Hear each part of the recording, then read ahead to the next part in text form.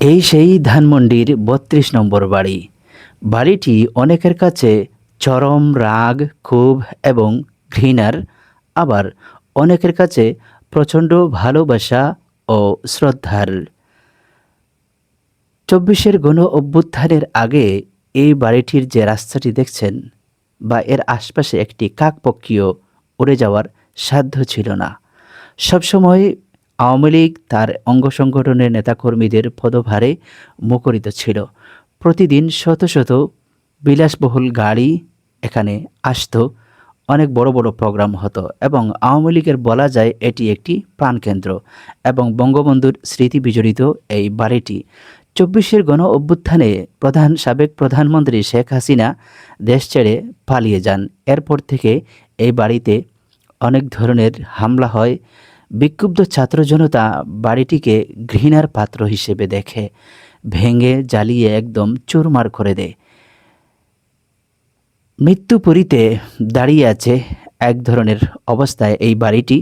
দেখতে পাচ্ছেন গজিয়েছে কিছু কিছু বন জঙ্গল, আর পায়খানা করছে কুকুর বিড়াল।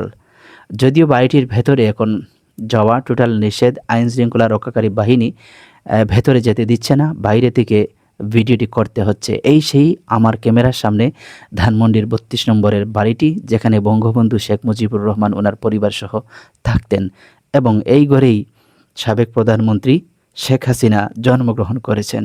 বাড়িটির এখন অস্তিত্ব বলতে কিছু নেই, এক ধরনের মৃত্যুপরীতে দাঁড়িয়ে আছে। তো দর্শক, আপনারা এর আগে দেখেছেন টিভিতে এবং বিভিন্ন সোশ্যাল মিডিয়ায়, কিন্তু এই সরাসরি দেখার অনেকেরই সুযোগ ছিল না। আওয়ামী লীগের চিহ্নিত নেতাকর্মী ছাড়া এখানে কেউ প্রবেশ করতে পারত না। আর আমরা সুদূর সিলেট থেকে গিয়েছিলাম একটি কাজে, ভাবলাম এই জায়গাটি একটু দেখে আসি এবং আপনাদেরকেও দেখাই।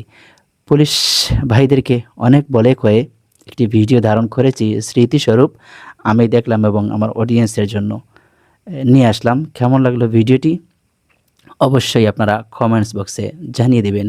ক্ষমতা কারো চিরস্থায়ী থাকে না, এই ধানমন্ডির ৩২ নম্বর বাড়ি এবং আওয়ামী লীগের যত কর্মকাণ্ড সেটি তার জ্বলন্ত প্রমাণ।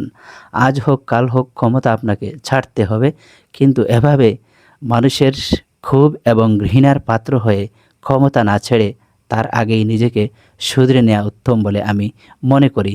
দেখতে পাচ্ছেন ধানমন্ডির ৩২ নম্বর বাড়ির আশপাশের অনেক কিছু, অক্ষত বলতে কিছু নেই, সব কিছু আজ ধ্বংসস্তূপে পরিণত হয়েছে।